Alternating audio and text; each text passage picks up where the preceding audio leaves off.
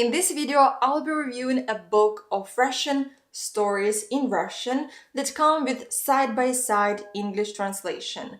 The book includes 12 short stories by famous Russian authors such as Pushkin, Tolstoy, Gogol, and others. It's part of the series called Dual Language.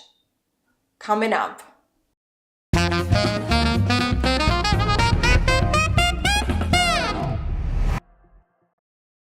Hey, what's up? Christina here from Boost Your Russian, bringing you the best tips and tools for learning Russian online.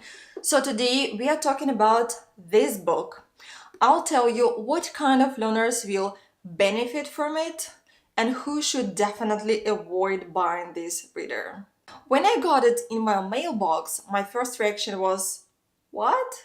I didn't buy this. And as it turns out, they changed the cover. So when you go on Amazon or another online bookstore, you will probably see this cover. But I got the same book with this cover instead.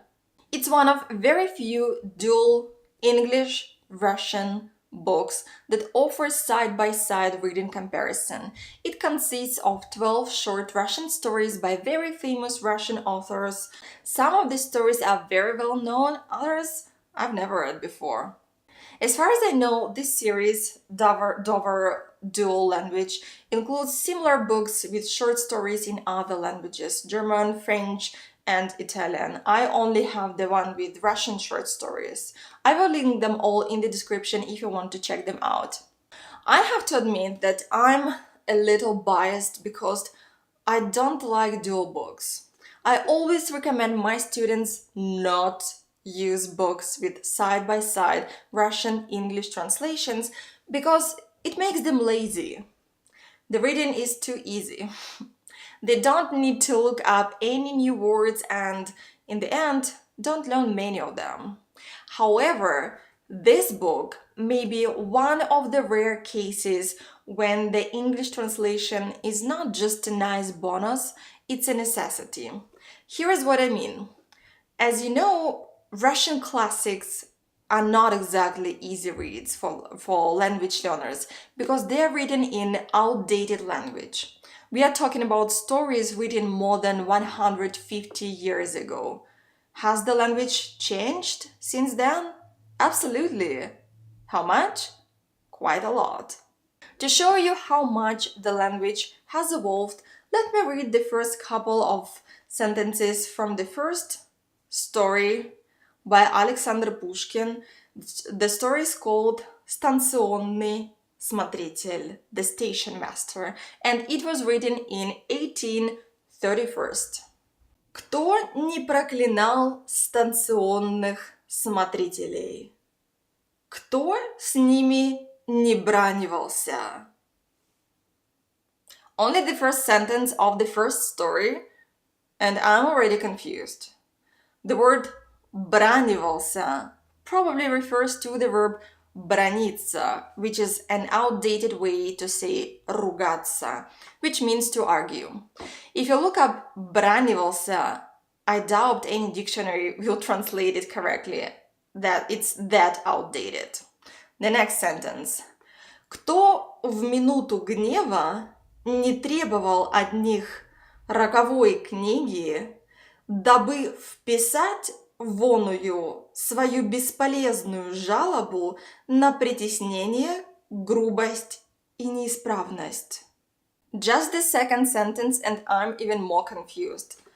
Дабы and оную. These words don't even exist anymore. In modern Russian, you would say чтобы in order to instead of дабы and to that instead of оную. You can see that the modern Russian words look completely different from the old Russian words. The roots are different, so it's impossible to guess what those old words mean. Is this video review valuable to you so far? Give me a like if so and subscribe if you're new here. And finally, the third sentence. Кто не почитает их извергами человеческого рода, равными покойным подьячим или по крайней мере, муромским разбойникам. What can I say? I have a lot of questions about the words почитает and подьячим. Почитает is still used in modern Russian, but has a different meaning that doesn't make much sense in this sentence. And подьячим, I had to Google it. No idea what it means. I could do the same with every single sentence, but I'm guessing you get the idea. Think of it this way. Would you recommend foreigners learn English by reading books by Charles Dickens? Probably not. Neither do I recommend using Russian classics for learning modern Russian. So this book with Russian short stories is completely unsuitable for learning modern Russian. However, this is a fantastic book if you're a fan of Russian literature and you've been dying to read Russian classics in their original language. This is probably the closest you can get as a non-native Russian speaker. The side-by-side English translation will be a tremendous help to keep you from losing interest and motivation when you read this complicated, outdated language. Don't get me wrong, when I say that this is probably the closest you can get to reading classic Russian books in the original language, I'm not saying that you are not smart enough to master Russian. Of course not. The thing is that even if your Russian is advanced, it will still be incredibly difficult for you to read these stories in Russian because the language is so outdated and the grammar constructions are very different from modern Russian.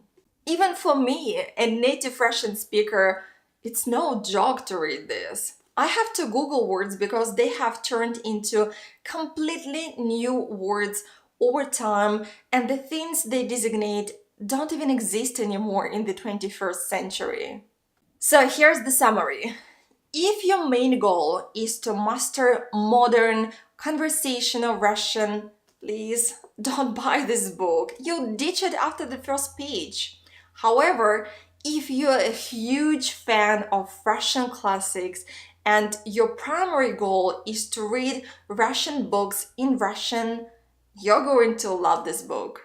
Check it out on Amazon. I will leave the link in the description. It has more than 100 reviews that will help you understand if it's the right fit for you. And if you want to read short stories in Russian for beginners and low intermediates, check out these videos.